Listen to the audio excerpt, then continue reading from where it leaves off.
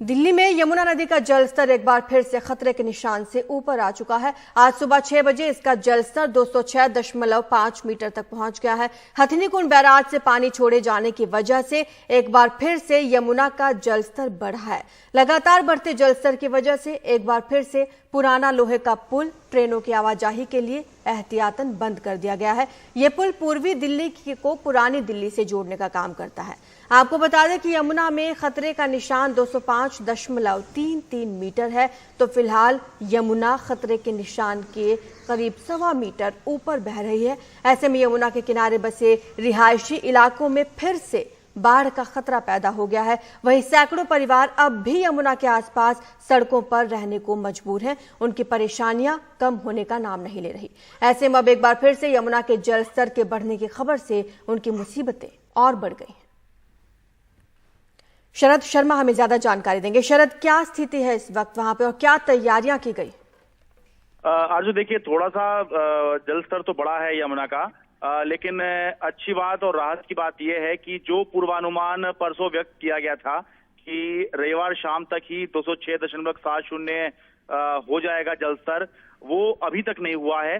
तो इसे देख के एक राहत दिखाई दे रही है। दूसरा, परसों सुबह से लेकर और कल दोपहर तक हथिनीकुंड बैराज में बाढ़ आई हुई थी, जिसकी वजह से 2 lakh cusec, 1.5 lakh cusec, 1 lakh cusec से ऊपर लगातार पानी छोड़ा जा रहा था।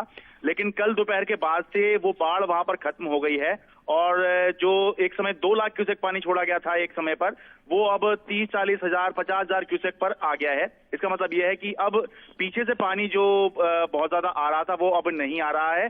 बस अब जो पानी छोड़ा गया है वो जब अब दिल्ली तक पहुंचेगा, जो माना जाता है कि 36 से 48 घंटे लग जाते हैं, वो जब पहुंचेगा तो उसकी स्थिति क्या होगी ये देखना है। लेकिन फिलहाल अभी बहुत ज्यादा चिंता की स्थिति नजर नहीं आ रही है। लेकिन हाँ, चिंता की स्थिति तब जरूर हो सकती है जब या तो पीछे से बहुत ज्यादा पानी एक साथ आ जाए या फिर दिल्ली में ही भारी बरसात शुरू हो जाए। क्योंकि अगर बरसात शुरू हो गई, यमुना पहले से ही इसका स्तर बहुत ऊपर है, तो नदी नालों में और सीवर में जो पानी होता है वो यमुना में नहीं जा पाता है। इसकी वजह से जगह जगह जल भराव जो है वो देखने को मिलता है।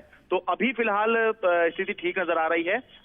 आगे क्या होता है वो निर्भर करेगा जब पानी जो छोड़ा गया है वो किस तरह से आकर दिल्ली में रिएक्ट करता है। बिल्कुल, शुक्रिया आपका शरद इस तमाम जानकारी के लिए। हालांकि जो लोग यमुना के किनारे बसते हैं, जो लोग अभी सड़कों पर रहने को मजबूर हैं, उनकी मुश्किलें जरूर बढ़ गई हैं।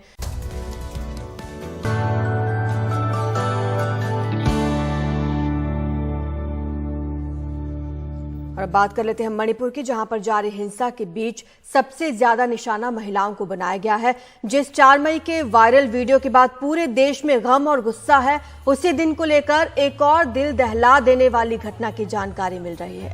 उस दिन कांगपोकपी में भी कुछ इसी तरह की हैवानियत को अंजाम दिया गया था।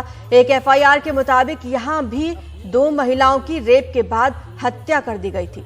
एक पीड़ित की मां ने 16 मई को 0 एफआईआर दर्ज कराई थी, लेकिन अब तक इस केस में किसी भी आरोपी की गिरफ्तारी नहीं हुई है। हमारे सहयोगी सौरभ गुप्ता ने एक मृतक महिला के रिश्तेदार से बात की। जैसे कि हम आपको तस्वीरों से, कहानियों से बताते रहे हैं कि किस तरीके का हिंसा मणिपुर ने देखा है पिछले 2 महीने में, और अब ऐसी कहानी सामने आ रहा है जो कोई भी सोसाइटी के लिए, कोई भी समाज के लिए शर्मनाक बात है। महिलाओं को टारगेट करना, महिलाओं के ऊपर शारीरिक अत्याचार, ऐसे कहानी जो अब सामने आए हैं, ये बहुत दुख की बात है। हमारे साथ जुड़ रहे हैं एक ऐसे ही परिवार के एक सदस्य जिन्होंने अपने कज़न को खोया है इस हिंसा में, इम्फाल में। हम आपसे जानना चाहेंगे कि कैसे, आपको क्या पता चला, कैसे और क्या आपने ऐसा हिंसा कभी देखे हैं? In my life, so far I have never faced this type of killing. This is the first time in my life I have faced. Till today, we feel pain. We don't know what to say right now. और आपसे एक और चीज़ जानना था, इतने दिन में जो आपने देखे हैं, क्या आप अभी क्या आपके मन में है, क्योंकि बहुत सारे सवालों के जवाब तो अभी तक नहीं मिले हैं आप लोगों को? It's difficult to answer for me. Till today, even our village have been burned down. Now our beloved sister is whether she is in Mook or whether she is in somewhere, we don't know. Till today, we do not find her body. From information, she is in Mook. तो ये बता रहे थे कैसे अभी भी परिवार ने अपने परिजनों को तो खोया है, लेकिन उसके बाद जो अंतिम संस्कार होता है वो भी नहीं कर पाए हैं, क्योंकि अभी भी हिंसक स्थिति बनी हुई है राज्य में। कैमरा पर्सन जीडी शंकर के साथ मणिपुर से सौरभ गुप्ता, एनडीटीवी इंडिया। तो हिंसा में कुछ और महिलाओं के साथ हुए बर्बर सलूक के बाद सैकड़ों मैतेई लोग अब डरकर मिजोरम छोड़ रहे हैं। यहां एक पूर्व उग्रवादी संगठन ने मैतेई लोगों को जल्द से जल्द राज्य छोड़ने की धमकी दी, जिसके बाद मैतेई लोग परेशान होकर अब राज्य से निकलने लगे हैं। इसकी तस्वीरें भी सामने आई हैं, लेकिन मिजोरम सरकार ने सभी से यह अपील की है कि वो राज्य छोड़कर ना जाएं। राज्य सरकार उनकी सुरक्षा के पूरे बंदोबस्त करेगी। रिपोर्ट देखिए।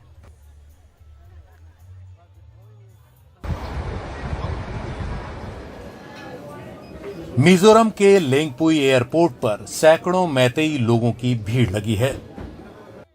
मिजोरम में रह रहे और वहां नौकरी कर रहे ये लोग मणिपुर की राजधानी इम्फाल जाने के लिए यहां जुटे हैं। दरअसल एक पूर्व उग्रवादी संगठन ने शुक्रवार को उनकी चिंताएं बढ़ा दी।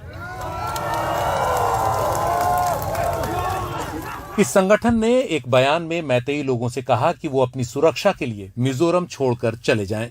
इस संगठन ने मणिपुर में 2 महिलाओं के साथ बर्बर सलूक से जुड़ी घटना का हवाला दिया और कहा कि इससे मिजोरम के युवा काफी नाराज हैं। लेकिन मिजोरम सरकार ने मैतेई लोगों को सुरक्षा का आश्वासन दिया है। विश्वास बहाली के लिए कई बैठकें की जा रही हैं। मिजोरम में करीब 1,500 मैतेई परिवार रहते और काम करते हैं। खबरें हैं कि मैतेई लोग सड़क और हवाई रास्ते मिजोरम की राजधानी आइजोल छोड़कर दक्षिण असम और मणिपुर जा रहे हैं। असम मिजोरम सीमा पर असम पुलिस उन्हें सुरक्षित लेने के लिए मौजूद है। मिजोरम में बहुत ऑर्गेनाइजेशन ने बोला कि मिजोरम में जो रह रहा है उन लोग को सेफ में रहो, मिजोरम का बाहर में मत निकलो, निकलने से कुछ हो भी सकता है। तो ये बोला था, तो इसलिए उन लोग मन में थोड़ा डाउट है, इसलिए सब कुछ यहाँ पर आ गया। उधर ही परेशान होकर गए, उधर से डर से इधर ही भाग के तो आया।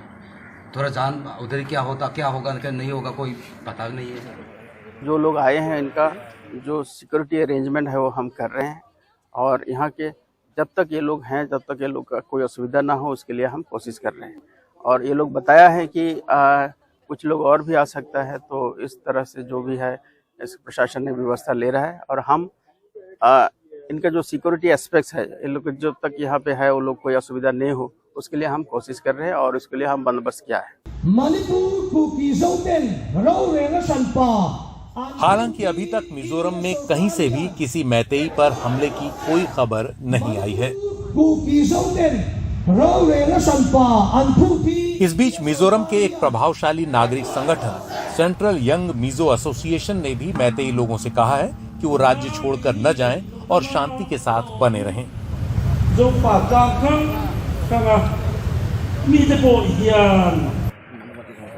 मिजो स्टूडेंट्स यूनियन ने भी फैसला किया है कि वो मिजोरम में रह रहे मैतेई लोगों के आंकड़े जमा करने की अपनी मुहिम को रोक देगा। राज्य सरकार से बातचीत के बाद ये संगठन अब मैतेई लोगों को सुरक्षा का भरोसा दिला रहे हैं। दरअसल मणिपुर की घटनाओं को लेकर मिजोरम में भी काफी रोष है और वहां विरोध प्रदर्शन हो रहे हैं। इसकी वजह यह है कि मणिपुर के कुकी और जोमी आदिवासी समुदाय मिजो लोगों से काफी करीबी से जुड़े रहे हैं। मणिपुर में हिंसा शुरू होने के बाद से करीब 12,000 विस्थापित आदिवासियों को भी मिजो लोगों ने अपने यहां शरण दी हुई है। रत्नदीप चौधरी की रिपोर्ट, एनडीटीवी इंडिया।